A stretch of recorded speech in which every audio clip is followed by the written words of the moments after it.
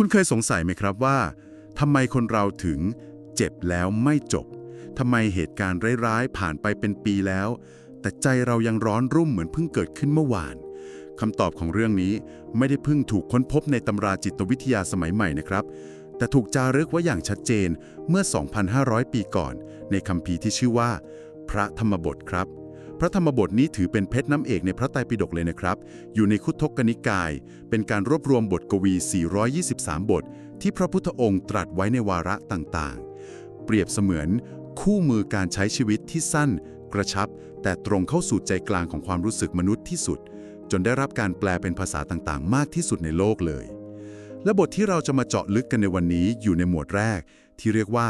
ยามักกวรรคหรือหมวดทำคู่ครับทำไมถึงเรียกว่าทำคู่เพราะพระพุทธองค์ทรงสอนให้เห็นภาพเปรียบเทียบครับถ้าบทที่ 3ที่เราเคยคุยกันไปคือการชี้ให้เห็นปมปัญหาว่าคนเราทุกข์เพราะมัวแต่ไปผูกเวรเหมือนเอาเชือกรัดตัวเองไว้บทที่ 4ที่เราจะคุยกันวันนี้ก็คือคู่แก้หรือยาถอนพิษของมันนั่นเองครับอีกทางจิตที่ล้ำลึกเพื่อเปลี่ยนไฟบรรลัยกันในใจให้กลายเป็นรอยขีดบนน้ำที่จางหายไปในพริบตาหลักการนี้ทำงานยังไงรากศัพท์ที่ซ่อนอยู่บอกอะไรเราบ้างแล้วเราจะเอามันมาใช้ตัดวงจรความโกรธในชีวิตจริงได้อย่างไรเรามาวิเคราะห์เจาะลึกพระธรรมบทบทที่ 4ไปพร้อมกันเลยครับสวัสดีครับสวัสดีค่ะเรามาเริ่มกันที่ตัวบทพระคาถาที่ 4กันเลยนะครับผมจะลองอ่านเป็นภาษาบาลีด้วยอักษรโรมันให้ฟังกันชัดๆก่อนนะครับอกจจิมังอาวดิมังอจินิมังอหาสิเมเยจะตังนุปุณยันติเวรังเตสุปสัมมติพออ่านแล้วรู้สึกคุ้นๆไหมครับครึ่งแรกนี่มันเหมือนกับบทที่ 3เป๊ะเลยนี่ครับที่ว่าด้วยการผูกเวรแต่ทำไมผลลัพธ์มันกลับตลปัดไปเลย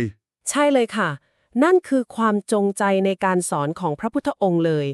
คือการตั้งโจทย์เดียวกันแต่ให้ดูผลลัพธ์ที่ต่างกันสุดขั้วถ้าจะแปลความหมายของคาถานี้แบบเข้าใจง่ายๆก็คือเขาเคยด่าเราเขาเคยตีเราเขาเคยชนะเราเขาเคยเอาของเราไปแต่สำหรับใครก็ตามที่ไม่เอาใจเข้าไปผูกกับเรื่องนั้นความแค้นของพวกเขาก็จะสงบลงไปเองโหจะเห็นว่าจุดเปลี่ยนทั้งหมดมันอยู่ที่คำว่าณหรือนาที่แปลว่าไม่แค่คำเดียวจริงๆค่ะแค่คำเดียวจริงๆด้วยเหรอครับที่เปลี่ยนชะตากรรมทางอารมณ์จากไม่สงบให้กลายเป็นสงบได้ใช่ค่ะแค่คำเดียวเลยนี่คือการบอกว่าเหตุการณ์ภายนอกจะเลวร้ายเหมือนเดิมทุกอย่างก็ได้แต่ผลลัพธ์ในใจเราเปลี่ยนได้180องศาเลยและเท่าที่ผมศึกษามาความลับสำคัญมันซ่อนอยู่ในหลักไวยากรณ์บาลีด้วยใช่ไหมครับเรื่องของการหรือ tense เนี่ยแหละที่บอกว่าเรื่องในอดีตกับปฏิกิริยาในปัจจุบันมันเป็นคนละเรื่องกันเลยประเด็นนี้ลึกซึ้งและน่าทึ่งมากค่ะคือความแม่นยำในการเลือกใช้คำของพระพุทธองค์กิริยาในครึ่งแรกของคาถานะคะอคชชิด่าแล้วอวทิตีแล้วอัชชินิชนะแล้วอหาสิลักไปแล้วทั้งหมดนี้อยู่ในรูปของอดีตการที่เรียกว่า aorist tense aorist tense ค่ะซึ่งในไวยากรณ์บาลีมีความหมายเฉพาะเจาะจงมากว่ามันคือเหตุการณ์ที่เกิดขึ้นและจบสิ้นไปแล้วโดยสมบูรณ์คือมันเป็นอดีตที่ตายไปแล้วจริงๆว่างั้นนะครับใช่เลยค่ะเหมือนเสียงด่าที่เคยดังแต่ตอนนี้มันดับไปแล้วหรือการกระทำที่ทำร้ายเรามันก็จบไปแล้วนะวินาทีนั้นโหเดี๋ยวสิครับนี่แปลว่าพระพุทธเจ้ากำลังใช้ไวยากรณ์สอนเราเป็นนัยยะเลยเหรอครับว่าเฮ้ยเรื่องมันจบไปแล้วนะอย่าไปขุดมันขึ้นมาอีกอะไรทำนองนั้นเลยเหรอถูกต้องเป๊ะเลยค่ะท่านกำลังชี้ให้เห็นความจริงตามที่เป็นแต่ในทางกลับกันนะคะกริยาตัวสำคัญในครึ่งหลังคืออุปานนัยหันติที่แปลว่าย่อมเข้าไปผูกไว้ครับกลับอยู่ในรูปปัจจุบันการหรือ present tense นี่คือการเปิดเผยความจริงที่กระแทกใจมากค่ะว่าความทุกข์ของเราณวินาทีนี้ไม่ได้เกิดจากการด่าในอดีตที่มันจบไปแล้วแต่เกิดจากการผูกใจในปัจจุบันที่เรากำลังทำอยู่เดี๋ยวนี้โหชัดเลยครับเราไม่ใช่เหยื่อของอดีตค่ะแต่เรากำลังเป็นผู้กระทำที่เลือกจะหยิบความทรงจำที่ตายไปแล้วขึ้นมาแทงตัวเองซ้ำๆในปัจจุบันขณะ ผมนึกภาพออกเลยครับ เหมือนเวลาเราโดนคนขับรถปาดหน้าเมื่อเช้า ตัวเหตุการณ์มันจบไปใน5 วินาที แต่เรากลับเอามาบ่นในหัวต่ออีกครึ่งชั่วโมง นี่คืออุปานัยหันติในชีวิตจริงเลยใช่ไหมครับ คือการดึงอดีตมาทำร้ายตัวเองในปัจจุบัน ตัวอย่างชัดเจนมากค่ะ นั่นแหละค่ะ คือการอุปานัยหันติ หรือการผูกใจเจ็บ งั้นเรามาเจาะลึกคำที่เป็นหัวใจของคาถานี้กันอีกหน่อยครับ การนิผูกหรือณอุปนายหันติ ในทางปฏิบัติมันทำอย่างไรกันแน่ครับ มันคือการพยายามลืมเหรอครับ ไม่ใช่การลืมเลยค่ะ แต่เป็นการเปลี่ยนมุมมอง ถ้าเราวิเคราะห์จากรากศัพท์นะคะคำว่าอุปนายหันติมาจากอุปะที่แปลว่า เข้าไป หรือใกล้ บวกกับรากศัพท์รูทนาที่แปลว่า ผูก มัด พัน อ๋อ มันให้ภาพเหมือนเรากำลังเอาเชือกมามัดจิตของเราไว้กับเหตุการณ์ร้ายในอดีตอย่างแน่นหนา ครับครับ ดังนั้นการไม่ผูกหรือณอุปนายหันติจึงไม่ใช่การลืม แต่คือการรับรู้เหตุการณ์ แต่ปฏิเสธที่จะเอาอารมณ์เข้าไปผูกมัดตัวเอง เปรียบเทียบที่คลาสสิกที่สุดเลยก็คือน้ำกลิ้งบนใบบัวใช่ไหมครับ ใช่เลยค่ะ น้ำสัมผัสใบ แต่ไม่ซึมเข้าไปในใบบัว เรารับรู้ว่าโดนด่า แต่ไม่รับเอาพิษของคำนั้นๆเข้ามาในใจ ในอรรถกถาหรือคัมภีร์อธิบายขยายความมีการเปรียบเทียบเรื่องนี้ไว้เห็นภาพมากเลยนะครับ เขาบอกว่าการผูกเวรในบทที่3เนี่ยเหมือนรอยสลักบนหิน หรือศิลาเลขา ค่ะ คือโกรธนาน ฝังลึก ลบยังไงก็ไม่ออก อีกก็คือ คือการฝึกจิตใจเราให้เป็นเหมือนรอยขีดบนน้ำหรืออุดากเลขาค่ะ รอยขีดบนน้ำ ค่ะ คือทันทีที่ถูกกระทบไม่ว่าจะเป็นคำพูดหรือการกระทำที่รุนแรงแค่ไหนก็ตาม จิตก็สามารถกลับมาเรียบสนิทเป็นปกติได้ในทันที ไม่ทิ้งร่องรอยบาดแผลหรือความขุ่นมัวเอาไว้เลย แต่การจะเป็นรอยขีดบนน้ำได้นี่ ฟังดูเหมือนเป็นระดับพระอรหันต์เลยนะครับ คนธรรมดาอย่างเราจะทำได้จริงเหรอครับ เป็นคำถามที่ดีมากค่ะ แน่นอนว่ามันไม่ใช่เรื่องง่าย และอาจจะไม่สามารถทำได้สมบูรณ์แบบในทันที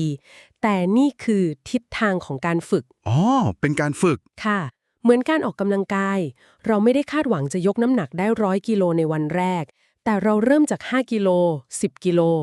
การฝึกไม่ผูกเวรก็เช่นกันค่ะ เริ่มจากรู้ทันให้เร็วขึ้น ปล่อยวางได้เร็วขึ้น จากที่เคยโกรธเป็นวันก็อาจจะเหลือแค่ชั่วโมง ครับ เหลือแค่10 นาที จนสุดท้ายเหลือแค่ชั่วขณะหนึ่ง เข้าใจแล้วครับ คือเป็นทักษะที่ต้องฝึกฝน และที่น่าสนใจไปกว่านั้นคือ พระคาถานี้ไม่ได้เกิดขึ้นลอยๆ แต่มีที่มาจากเรื่องจริง เป็นกรณีศึกษาของพระภิกษุรูปหนึ่งที่ชื่อว่าพระติสสะใช่ไหมครับ ใช่แล้วค่ะ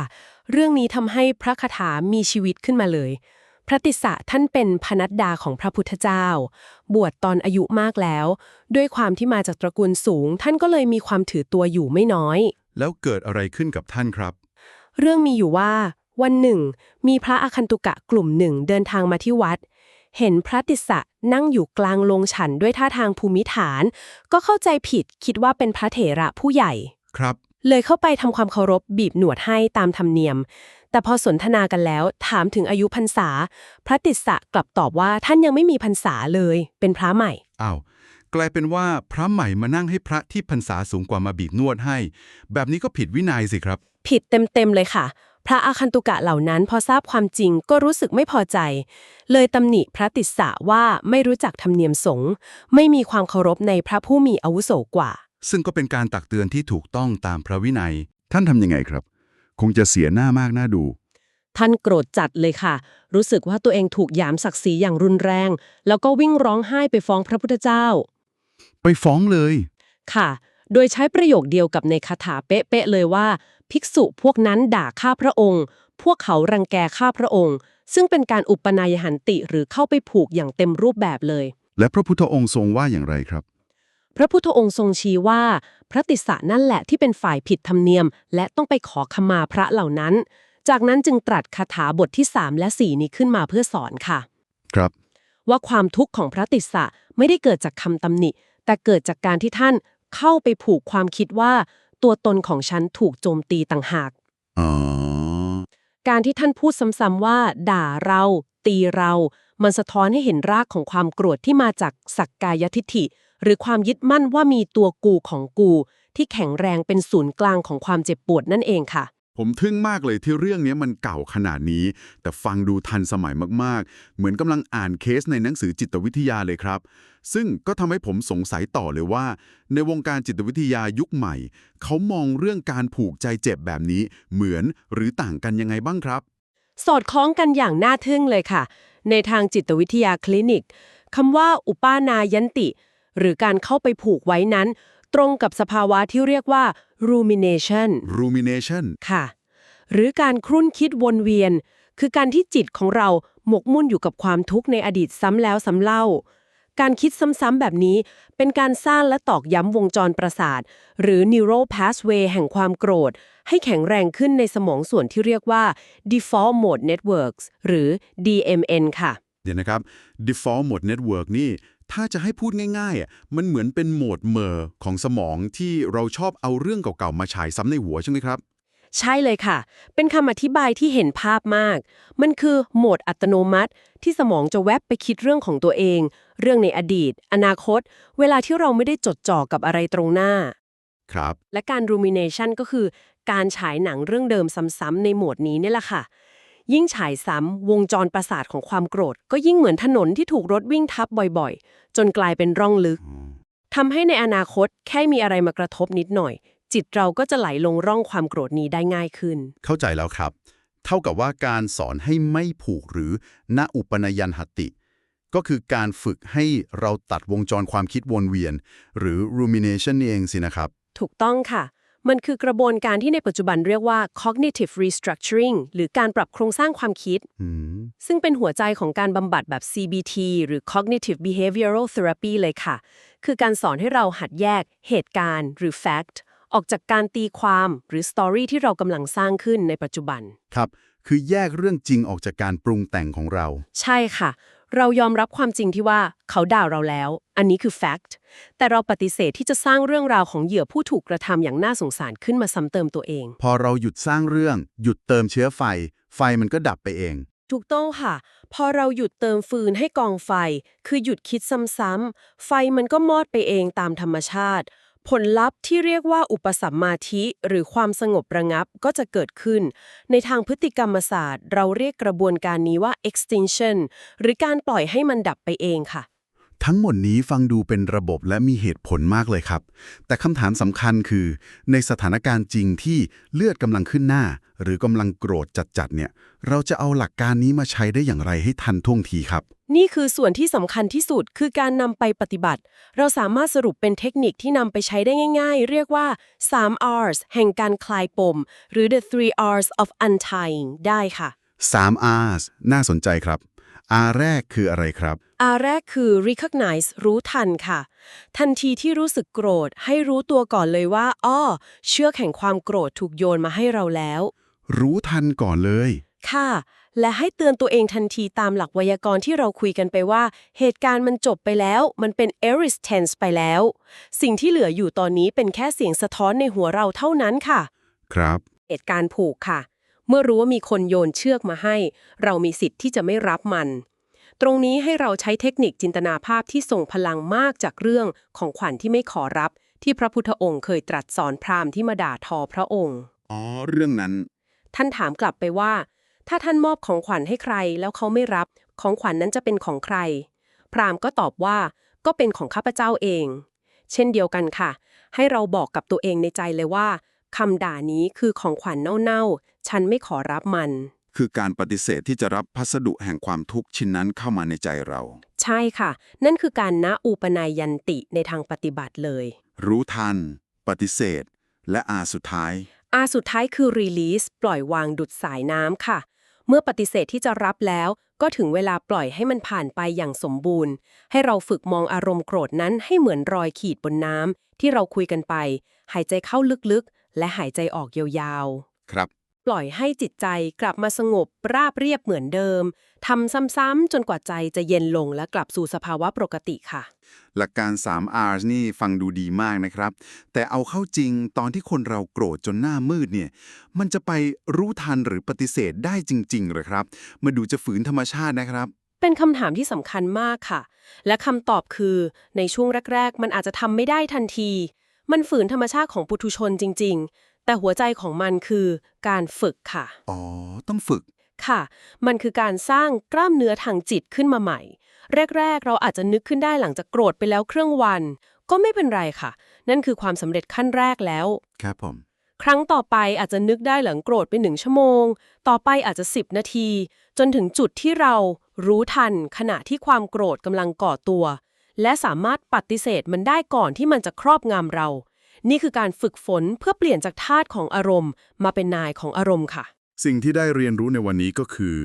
ความทุกข์ของเราไม่ได้มาจากเหตุการณ์ในอดีต แต่มาจากการที่เราเลือกจะผูกตัวเองไว้กับมันในปัจจุบันอำนาจในการตัดวงจรนี้ไม่ได้อยู่ที่ไหนไกล แต่อยู่ที่การตัดสินใจไม่ผูกของเรานี่เองครับ สันนิภาพไม่ได้เกิดขึ้นเมื่อสงครามภายนอกจบลง แต่เกิดขึ้นเมื่อเราเลือกที่จะวางอาวุธ คือความคิดพยาบาทในใจเราลงต่างหากถ้าท่านเห็นว่าคลิปนี้มีประโยชน์ช่วยกด subscribe กดไลค์และกดแชร์เพื่อส่งต่อสิ่งดีๆนี้ให้เข้าถึงผู้อื่นด้วยนะครับ ขอบคุณสำหรับการติดตามครับ สวัสดีครับ สวัสดีค่ะ